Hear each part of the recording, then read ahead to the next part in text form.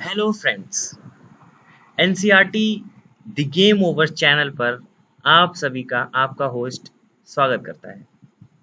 Class 8 की जो geography है दोस्तों, हमारे फ्रेंड्स, उसे हम लोग कवर करने वाले हैं, जिसका सबसे पहला चैप्टर है रिसोर्सेस। ओके, तो रिसोर्सेस पढ़ने के लिए हम लोगों ने प्लान किया है कि सबसे पहले हम लोग इसका इंट्रो क्लास लेंगे, उसके बाद सेकंड क्लास में आपका टाइप्स ऑफ रिसोर्सेज कवर कराएंगे, ठीक है, और लास्ट में आपको उसको कंजर्व कैसे करते हैं यानी कि कंजर्विंग रिसोर्सेज ये आपको पढ़ाएंगे, ठीक है।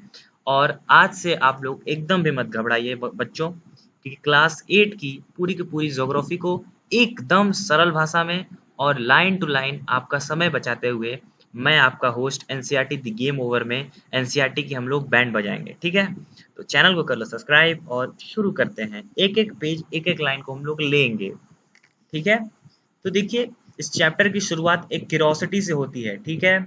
उसमें दो किरदार हैं, मोना, राजू और उसकी दादी, और इसके बीच में एक कन्वर्सेशन है जिससे कंक्लूजन निकलेगा कि रिसोर्सेस होता क्या है, ठीक है। तो मैं स्लाइड को, ये जो बुक है आपको अपनी बुक भी लेके आपके सामने बैठनी है और मैं आपको बताऊंगा लाइन टू लाइन। एक बार आप मेरे साथ चलेंगे बच्चों तो आपको कभी भी प्रॉब्लम नहीं होगी, ये मेरा दावा है आपसे, ठीक है। ओके, तो देखिए सबसे पहली लाइन आपके बुक की है। मैं थोड़ा सा स्लाइड को नीचे ले लेता हूँ, ठीक है। हम लोग पूरी की पूरी सीरीज को स्लाइड पे ही कवर करेंगे, ठीक है। तो देखिए, Mona and Raju were helping amma to clean their house. Mona और राजू दोनों अपने अम्मा की मदद कर रहे थे घर को साफ करने के लिए।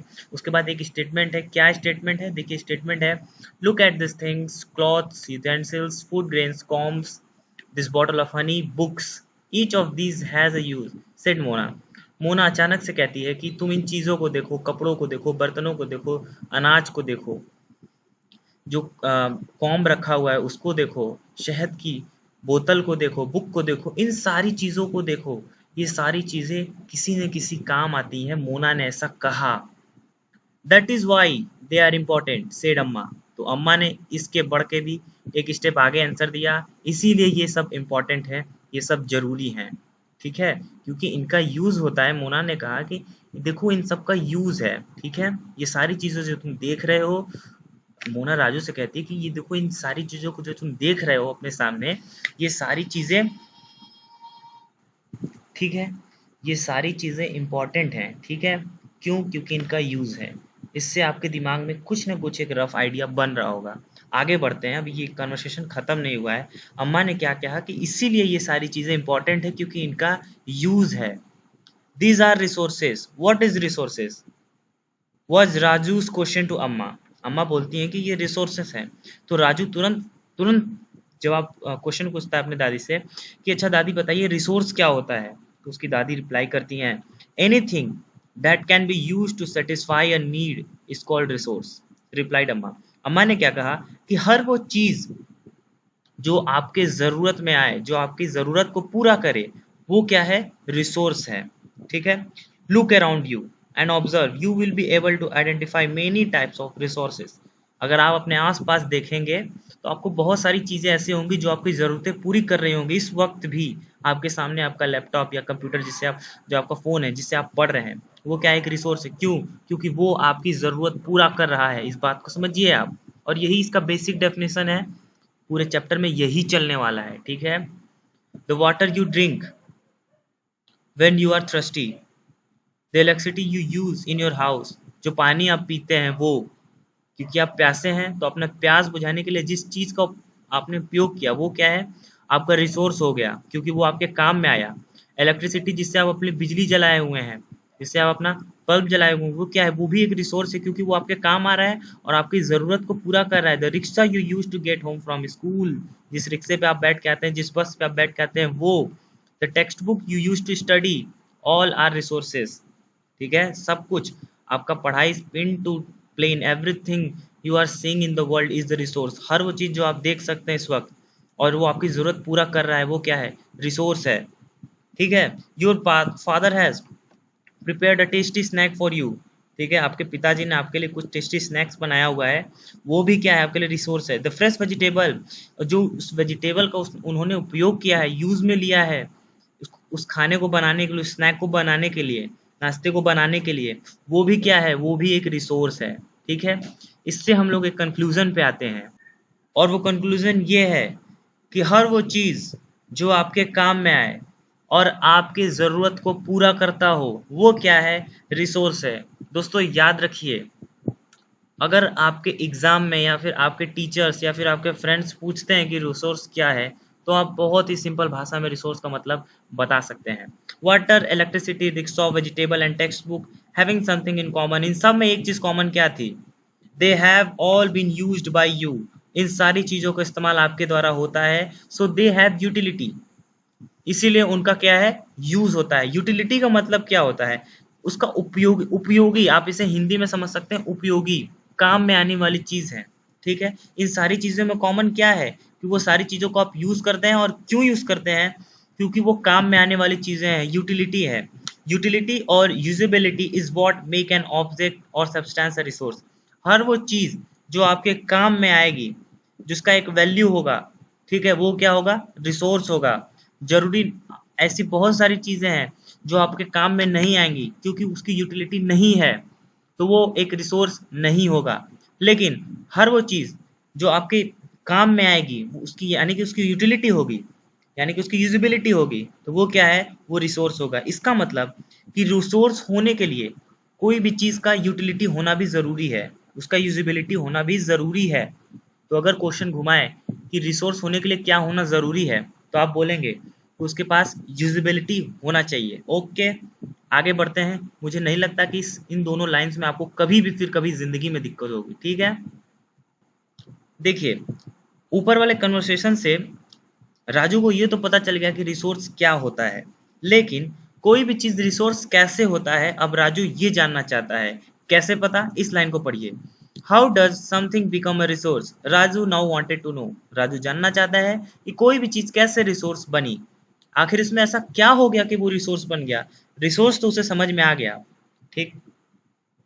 तो अम्मा क्या बताती हैं, अम्मा told the children that the things become a resource only when they have a value. कोई भी चीज रिसोर्स तब तक नहीं होगी जब तक उसके पास कोई वैल्यू ना हो। अगर किसी चीज का काम ही ना पड़े तो वो रिसोर्स कैसे हो सकता है। एग्जाम्पल लेता हूं, देखिए, मान लीजिए कि आपके सामने मिट्टी पड़ी हुई है, तो क्या उसकी कुछ वैल्यू है, नहीं है। लेकिन अगर मैं उस मिट्टी को ईंट बना लूं, मतलब कि उस मिट्टी को लूं और फिर उसको भट्टे में डालूं, गर्म करूं और उसकी ईंट बना लूं, ठीक, तो ईंट भी क्या है, मिट्टी ही है, कुछ और नहीं है। लेकिन अब उस ईंट की वैल्यू है, सीधे सीधे बोलूं तो उस मिट्टी की वैल्यू है। क्यों वैल्यू है, क्योंकि उससे किसी काम में इस्तेमाल किया जा सकता है, उसकी यूटिलिटी बढ़ जाएगी, उसकी यूजिबिलिटी हो जाएगी, क्योंकि उससे काम में लिया जा सकता है।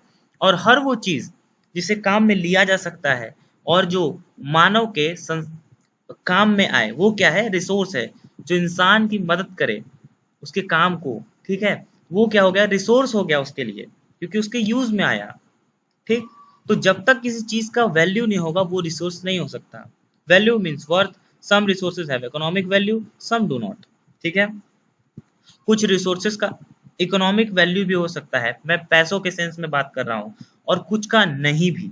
एग्जाम्पल समझते हैं कि मैंने ये क्या बोला, और एग्जाम्पल आपके बुक में ही है। For example, metal may have an economic value. आपके पास सोना है, तो उस सोने का वैल्यू क्यों है, क्योंकि आपको पता है कि अगर आप अपने पास के किसी गोल्ड स्मिथ यानी कि सोनार के पास जाएंगे और आप उसका किसी भी टाइम रेट ले सकते हैं। मान लीजिए कि आपके पास 1 किलो सोना है, तो वो सोना जो है उसकी एक इकोनॉमिक वैल्यू है, ठीक।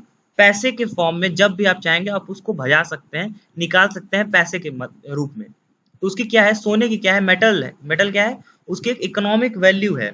But a beautiful landscape may not. अब दूसरा एग्जांपल यहाँ पे ये दिया है कि मान लीजिए कि एक बहुत ही खूबसूरत जगह है, पहाड़ी सीन है, सीनरी है, जिसे देख के आपको बहुत खुशी मिलती है, लेकिन क्या उसकी कोई इकोनॉमिक वैल्यू है, नहीं है, क्योंकि आप उसे बेच नहीं सकते मेटल की तरह। तो वही बोल रहा है। लेकिन एक चीज और, दोनों ह्यूमन नीड को सेटिस्फाई करेंगे, ठीक। आप सीनरी क्यों देखते हैं, क्योंकि आपको अच्छा लगता है, और हर वो चीज जो आपके नीड को पूरा करे वो क्या है, एक रिसोर्स है। तो ब्यूटीफुल लैंडस्केप भी क्या है, एक रिसोर्स है, और मेटल भी क्या है, रिसोर्स है। लेकिन इन दोनों में अंतर क्या है कि एक का इकोनॉमिक वैल्यू है, यानी कि मेटल का इकोनॉमिक वैल्यू है, जबकि लैंडस्केप का नहीं है। लेकिन इसका मतलब ये नहीं कि वो तुम्हारा रिसोर्स नहीं है बच्चे, वो भी तेरा रिसोर्स है, इस बात को समझ लेना। ठीक है, मैं बड़े ही आराम से आपको पढ़ा रहा हूँ मित्र। अगर आप एक बार पेशेंस के साथ वीडियो को देख लोगे ना, कभी भी दोबारा आपको चैप्टर को पढ़ने की भी जरूरत नहीं होगी। मैं चैलेंज के साथ बोल सकता हूँ, बस एक बार तुम अच्छे से पढ़ लो बाबू। ठीक है, ठीक है ना छोटे बच्चे। देख बच्चे, some resources can be economic valuable with the time. हो सकता है कि कुछ समय बाद कोई चीज इकोनॉमिक वैल्यूएबल भी हो जाए। ठीक, अब इसका मैं आपको प्रैक्टिकल अपना एग्जांपल देके बताता हूँ। मान लीजिए कि कोई पहाड़ था, ठीक, तब तक उसका कोई इकोनॉमिकल वैल्यू नहीं था, लेकिन बाद में पता चला कि उस पहाड़ में क्या है, उसमें बहुत सारे खजाने हैं, खजाने इन द सेंस सोना और ऐसे ऐसे मेटल्स उसके अंदर दबे हुए हैं। हो सकता है उसमें कोल निकल जाए, तो अब क्या है, उसकी इकोनॉमिक वैल्यू हो गई। अब उसकी खुदाई की जाएगी और उसको इकोनॉमिकली यूज किया जाएगा। ठीक है, तो हो सकता है कुछ रिसोर्स कुछ समय बाद, समय के साथ इकोनॉमिकली वैल्यूएबल हो जाए। Your grandmother's home remedy have no commercial value today. मान लीजिए कि आपकी जो ग्रैंड मदर है वो आपको कोई दवा देती है, उनका कोई नुस्खा है, ठीक है, और वो दवा बनाती है अपने हाथ से। ठीक है, कोई भी ठीक करने के लिए, मान लीजिए आपको बुखार आया, ठीक है, और उन्होंने उनका एक खुद का नुस्खा है और वो उन्होंने आपको बना के दे दिया।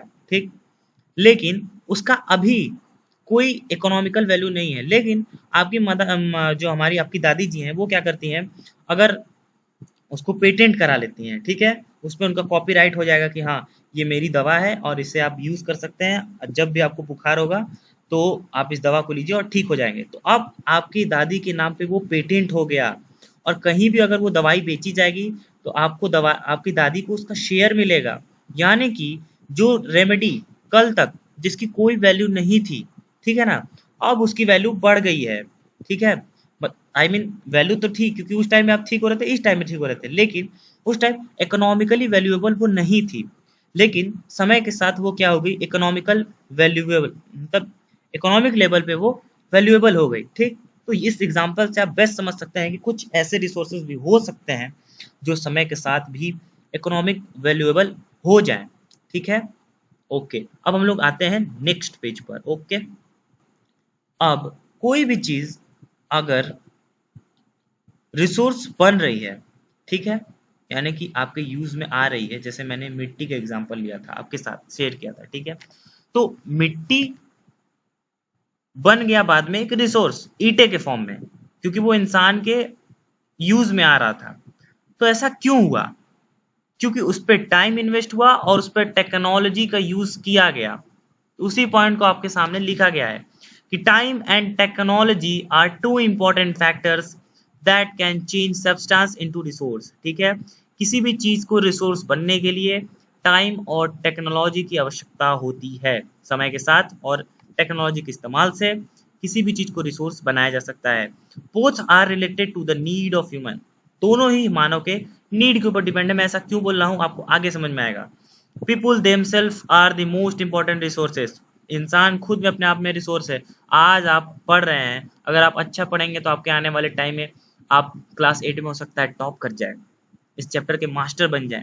ठीक है, और आपके अंदर ये ज्ञान जाएगा तो आप कुछ अच्छा करेंगे, तो आप क्या हुए, खुद में आप एक रिसोर्स हैं। क्लास 8 में आप पढ़ रहे हैं, इस चैप्टर में आप कमांड कर लेंगे, चैप्टर का क्वेश्चन आएगा कर ले जाएंगे, क्या हुआ, आपके लिए रिसोर्स हुआ ना, आप रिसोर्स हुए ना खुद। ठीक है ना, it is their idea knowledge invention and discovery that lead to the creation of many more resources. ठीक है, आज आप पढ़ रहे हैं तो आपके पास आइडियाज, आपके नॉलेज, आज जो पढ़ रहे हैं जो कुछ भी, वो आप आगे यूज करेंगे। ठीक है, तो वो क्या है, आप क्या है, आप खुद भी एक रिसोर्स हैं, इस बात को समझिए आप। इट इज देयर आइडियाज, उनके आइडिया, उनका नॉलेज, उनका इन्वेंशन, उनकी डिस्कवरीज, उनकी खोजें, ये सारी चीजें क्या बताती हैं कि आप खुद में एक रिसोर्स हैं और आप एक रिसोर्स से और भी रिसोर्सेस क्रिएट कर सकते हैं। ठीक है, जैसे एक टीचर है अपने स्टूडेंट को पढ़ा रहा है, तो टीचर एक रिसोर्स है, बट अपने स्टूडेंट को पढ़ाया तो अब वो स्टूडेंट के पास भी वो ज्ञान आ गया तो स्टूडेंट भी वो रिसोर्स हो गया। इसका मतलब रिसोर्सेज का ट्रांसफर भी हो सकता है, एक से ज्यादा रिसोर्सेज बन सकते हैं। ईच डिस्कवरी और invention led to many others. ठीक है, एक डिस्कवरी हुई, उसके बाद उसी से लगी हुई अगली डिस्कवरी, उससे लगी हुई अगली डिस्कवरी। अभी इसका एग्जांपल मैं देकर आपको समझाता हूँ। देखिए बुक में ही है, the discovery of fire led to the practical practice of cooking and other process. ठीक है, सबसे पहले फायर का इन्वेंशन हुआ, ठीक, तो फायर क्या है, एक रिसोर्स। और फिर फायर से क्या हुआ, कुकिंग, जो हम आज कुक करते हैं, खाना बनाते हैं, वो बिल्कुल अलग कला है और फायर अलग कला है। लेकिन अगर फायर डिस्कवर नहीं हुई होती तो क्या हम लोग अच्छा खाना पका पाते हैं, नहीं पका पाते हैं। इसका मतलब कि एक रिसोर्स डेवलप हुआ तो उसके बाद उसके बेसिस पर उससे भी अच्छा रिसोर्स आने वाले टाइम में डेवलप हो सकता है। इसका मतलब time and technology are two important factor that can change substance into resource और दैट कैन इम्प्रूव रिसोर्स। ठीक है, समय के साथ रिसोर्स को भी इम्प्रूव किया जा सकता है। ठीक है, कहाँ था मैं, ठीक है। The invention while the invention of wheel ultimately resulted in the development of newer model of transport. आज जो आप ट्रांसपोर्ट देख रहे हैं वो उसकी कामयाबी क्यों है, क्योंकि उस टाइम बहुत पहले पूरा पाषाण काल में, स्टोन एज में, ठीक है, इंसान ने व्हील का डिस्कवरी किया था, चक्के का डिस्कवरी किया था। ठीक है, तो अगर चक्का नहीं होता तो क्या आज ट्रांसपोर्ट में आप आ पाते हैं, ट्रांसपोर्ट आपके पास इतने अच्छे अच्छे ट्रांसपोर्ट हो पाते, नहीं हो पाते हैं। ठीक है, तो यही बोला जा रहा है कि technology to create hydroelectricity has changed the energy in fast flowing water into an important resource। ठीक है, हाइड्रो इलेक्ट्रिसिटी का जो कॉन्सेप्ट है तो पानी ही, पानी था। ठीक है, पानी हालांकि रिसोर्स है क्योंकि वो आपका थ्रस्ट मिटाता था, लेकिन बाद में पानी को जब टरबाइन के ऊपर गिराया गया तो टरबाइन से एक अलग एनर्जी प्रोड्यूस हुई, उससे इलेक्ट्रिसिटी जनरेट हुई। इसका मतलब कि रिसोर्स के आगे रिसोर्स बढ़ते जाएगा, मतलब रिसोर्स की लंबी चेन चलती जाएगी, एक डिस्कवरी के बाद डिस्कवरी की लाइन लग जाएगी। ठीक है, क्योंकि रिसोर्सेस ट्रांसफर होते जाएंगे, आगे बढ़ते जाएंगे और भी ज्यादा डेवलप होते जाएंगे, हम लोग जो यूज कंज्यूम कर रहे हैं उसको हम लोग और भी अच्छा करते जाएंगे समय के साथ। ठीक है, इसीलिए इस लाइन को लिखा गया, ईच डिस्कवरी और invention lead to many others. ठीक है, एक डिस्कवरी और इन्वेंशन के बाद उसके बाद धड़ाधड़ आगे भी इन्वेंशन और डिस्कवरीज होते जाते हैं और रिसोर्सेस और अच्छे फॉर्म में अपडेटेड आपको मिलने लगते हैं। ठीक है, तो ये था आपका इंट्रो क्लास, थोड़ा सा लंबा हो गया। ठीक है, अगले वीडियो मिलेंगे और टाइप्स ऑफ रिसोर्सेस कवर करेंगे। ओके, चलिए मिलते हैं अगले क्लास में, चैनल को सब्सक्राइब कर लीजिए।